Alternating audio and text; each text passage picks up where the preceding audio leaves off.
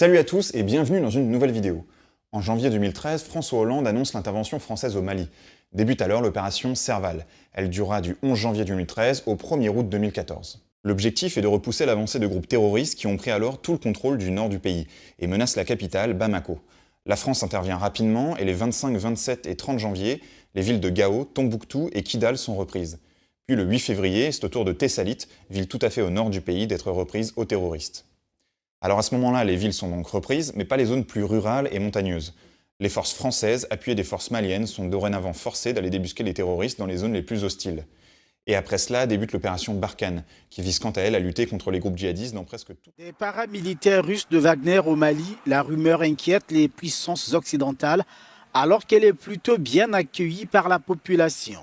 Des Maliens apprécient cette initiative présumée face à la nécessité de mettre fin aux groupes armés qui écument la partie septentrionale de leur pays.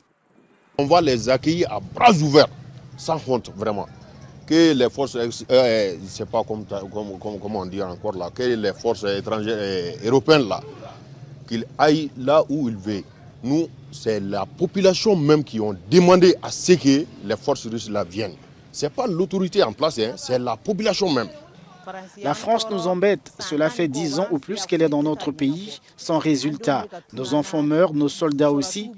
Tous les jours dans le nord, j'ai salué l'arrivée des forces russes. Si elles arrivent à mettre de l'ordre, nous serons heureux. Il faut juste voir que l'État prenne sa responsabilité en main et dire aujourd'hui que le Mali est prêt à signer avec le diable pour la paix.